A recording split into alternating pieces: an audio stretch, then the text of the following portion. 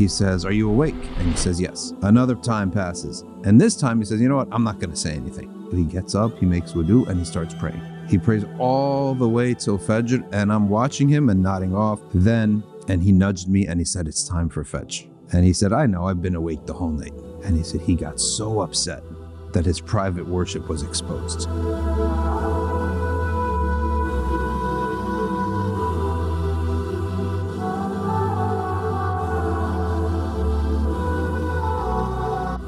Bismillah ar-Rahman ar-Rahim. We continue with our stories of the Awliya. This is our Ramadan series this year. Last video we talked about private worship. Ibadah in private is the fuel of sincerity. What happens when your ibadah is in public and you can't help it but be in public? So how do you react to that? So here we have a story, an amazing story of Abdullah ibn Mubarak, and one of his friends basically says he lost Abdullah ibn Mubarak. He lost him as a friend. And he said, what happened? He said that we were both fighting, and Abdullah ibn Mubarak, he is one of the early Muslims, and he was known as a Hajjun Ghaz. He would make Hajj one year and he would go out and serve in the military one year. So one year they were together in a tent, and Abdullah ibn Mubarak asks him, he says, "Are you awake?" And he says, "Yes." Then some period of time later, he says, "Are you awake?" And he says, "Yes," again. Another time passes. And this time he says, "You know what? I'm not going to say anything." He says, "Are you awake?" And I don't answer him. I want to see what this is all about. So he gets up, he makes wudu, and he starts praying. He prays all the way till Fajr, and I'm watching him and nodding off and staying awake and nodding off. But I know he's praying. Then the adhan came for Fajr, and he nudged me and he said, "It's time for Fajr." And he said, "I know, I've been awake the whole night." And he said he got so upset that his private worship was exposed.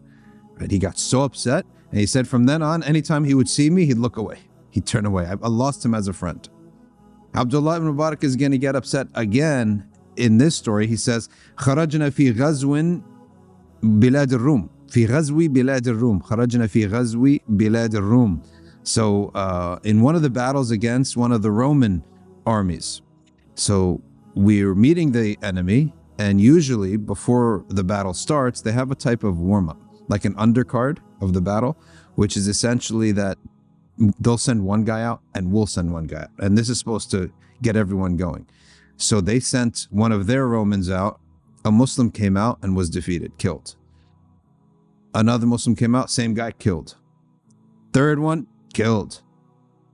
So this time they said, a Muslim comes out with his face covered, and they fight, and then he defeats him, kills him.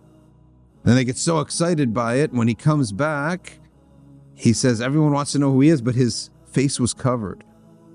And then he says one of the people there pulls the cloth off his face, and lo and behold, it's their sheikh, their teacher, Abdullah ibn Mubarak. And he turns to that man who is named Abu Umar, and he says, "You, Abu Umar, humiliate me like this?" And he says, "What humiliation? We're celebrating you." He said, "These deeds are trying to do them between me and Allah, right? I'm trying to do these deeds for myself. So even when the deed has to be in public, they're trying to cover themselves up." Imam Shafi'i famously said, "I wish that when I face my opponent that he's right and I'm wrong, so that I'll just submit to him and the truth will be known without me having to be the one who elevates it. And I wish that this knowledge of mine would spread, never being attributed to me." And in a sense, his dua is answered, because the Shafi'is rarely go back to a Shafi'i himself. They'll always go to one of the shuyukh after him. So another one, he says, Hasan al-Basri. He says, "Do you want to see the man of Allah?" He says, "In kana al-rajul jama'a al-Qur'an wa ma yash'uru bihi an-nas." A man memorized the whole Qur'an, nobody knew. He says, or a man قد فقه الفقه الكثير وما يشعر به الناس. A man has amassed a lot of jurisprudential knowledge, but nobody knows. وإن كان الرجل لا يصلي الصلاة الطويلة في بيته وعنده الزوار. He prays long nawafil in his house while he has guests, and they don't feel it, and nobody knows. He says, وَلَقَدْ أَدْرَكْتُ أَقْوَامًا. I met many people, they would never do a deed in public that they could do in private. He said, this is a sign of sincerity is that people have these spiritual achievements, but nobody really knows. He successfully covered them up. All right. This is the proto-Malamitiyya. The proto-Malamitiyya. The Malamitiyya were people who did a lot of ibadah and a lot of good deeds, but they covered it up. And there's an acceptable way to cover it up, and there's an unacceptable way. The unacceptable way of covering up your deeds is by doing things that are discouraged, leaving off confirmed sunan, right? Or in even coming close to blameworthy things, just so people don't say that you're this, that, and the other. And that's what they would call the Malamitiyya and the blameworthy versions of that.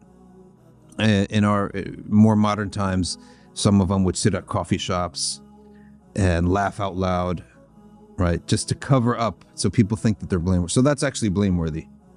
Now another one here says, Ali ibn al-Hussein Zayn al-Abidin. So you have Sayyidah Fatima, Sayyidina Ali, and they had, of course, al-Hassan al-Hussein, and then al-Hussein has Ali. Al-Hussein named his only surviving son after his father. So he is Ali Zayn al-Abidin ibn al-Hussein. He, when he was being washed after his death, they found 2 black marks on the area of his shoulder blades. And his servant was questioned by that, about that. And he says, yeah, this is because he used to go out to feed the poor at night, and he had all the food in his bag, like bread and fruits and all that, and he'd throw it over his back. And if he was on the other side, he'd throw it over on the other side.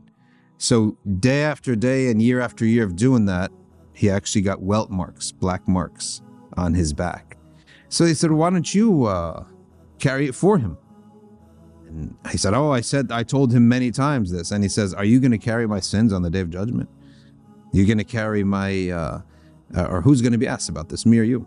So he used to do it himself. And when he died, only when they discovered these black marks, they knew it was him who was giving that sadaqah to the people. The people never knew. So how did he do his public deed? It's like public deed, it has to be done. He covered it up by doing it at night, late at night when nobody was looking. Then you have another one, Ayyub al-Sikhtiyani. He lived in the time of Imam Malik, and Imam Malik took hadith from him, and he was from Mecca. Imamun kabirun min a'immat al-tabi'in wa 'abid. And he was a worshipper and a scholar, and he used to teach hadith. And in certain times, he would begin to get emotional in the hadith, and he would weep. And it says here, فَيَلْتَفِتُ وَيَتَمَخَّطْ وَيَقُولْ مَا أَشَدُّ الزُّكَامِ. He would turn aside, pull out a handkerchief, and start sneezing in it and blowing his nose. So I have a cold. So that people don't say, oh, mashallah, Sheikh gets so emotional. And he's so touched and he's weeping. And this is where this Prophet ﷺ said, فَإِن لَمْ تَبْكُوا فَتَبَاكَوْا. If you don't weep, then make yourself weep. What that means is that doesn't necessarily mean that you're supposed to make yourself weep. Then people will say, oh, how pious is this reciter? He's weeping. No, the meaning of that is that when you recite these verses of punishment, of bad things that happened, you're not supposed to just recite it casually. You're supposed to stop and contemplate and think, like, this could have been you, right? Or what happened to these people? Severe punishment. You don't just keep reciting as if nothing happened. That's the meaning of it, as opposed to public displays of weeping. And here a man came in the mosque in Medina, and he begins weeping in sujood. And Abu Umam al-Bahili, radiallahu anhu, a Sahabi, he says to him, he nudges him, and he says, لو كان هذا في بيتك. This is better off to do in your home. So by the Sahaba doing that, we now know that when the Prophet ﷺ says, if you don't weep, then make yourself weep, doesn't mean make a public display of your emotions and your worship. This stuff is supposed to be left between you and Allah subhanahu wa ta'ala. And when it has to be in public, these are some of the techniques that the Salaf used in covering their tracks, so to speak, or not letting people see their deeds with Allah. Sallallahu alayhi Muhammad wa alihi wa sahbihi.